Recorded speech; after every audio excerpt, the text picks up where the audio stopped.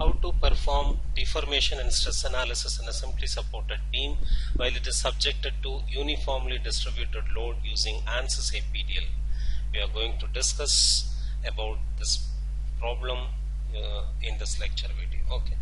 So this is the problem, and this simply supported beam is considered of 9 meter length, which is subjected to a point load of magnitude 10 kilonewton per meter for a 6 meter along its length. The cross section of the beam is 0.1 into 0.5 meters square. So the material of the beam can be considered to be steel. So the Young's modulus value can be taken as 2 × 10 power 11 Newton per meter square. Okay.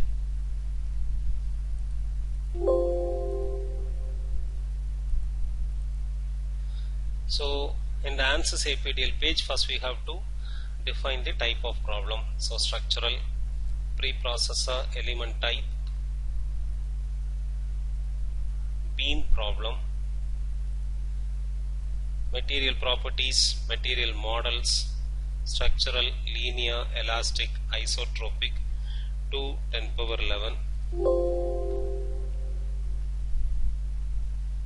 Sections, beam, common sections. So the breadth and thickness values of the beam should be fed as thickness and breadth values in APDL page. So the breadth and thickness values are 0.1 into 0.5.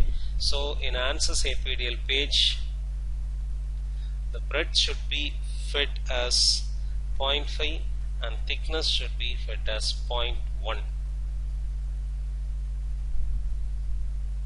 Okay.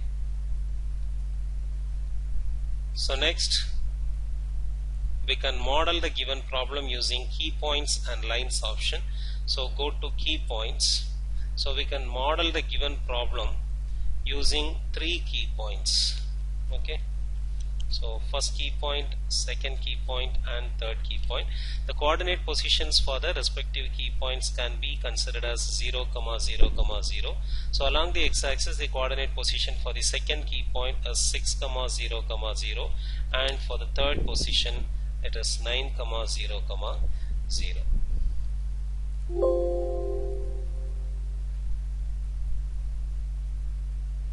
So in active CS, key point 1, 0, 0, 0, key point 2, 6, 0, 0, key point 3, 9, 0, 0. Okay.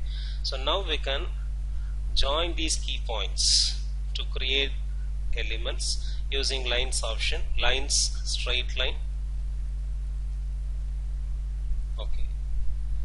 So now we are in need of applying uniformly distributed load along the given generated beam element. Before that, to get results for deformation as well as bending stress induced in the beam nearer to the accurate results, we have to subdivide the entire elements into convenient number of elements, and then we can mesh the entire subdivided elements. Okay. So for that, go to mesh option, mesh,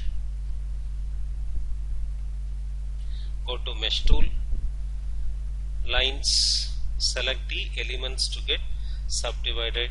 Say the number of elements, subdivided elements as 150. Then go to mesh tool, mesh, select the subdivided elements to mesh. Then go to solution to apply the boundary conditions and loading condition. Define loads, apply structural displacement on key points.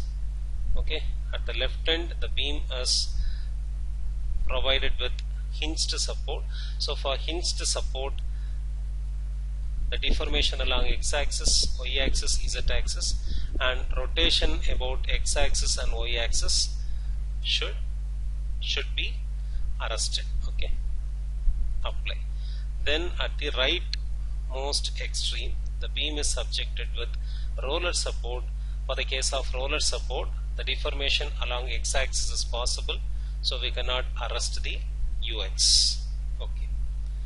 So now between the key points 1 and 2, uniformly distributed load should be applied on the beam, but the key point 2 is not directly visible in this page. So for that, go to plot key points. Now the second key point is visible to us.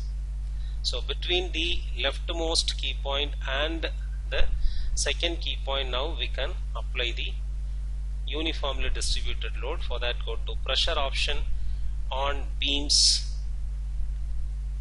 select box option and select the portion of the beam between key points 1 and 2. Okay.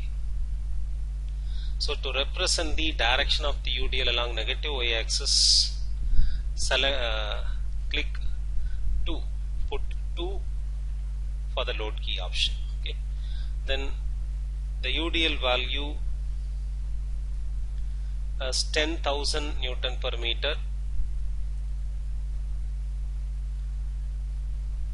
10,000 Newton per meter. Okay. So now we have modeled the entire problem. So now we can solve the problem for current load setup. Solution is done.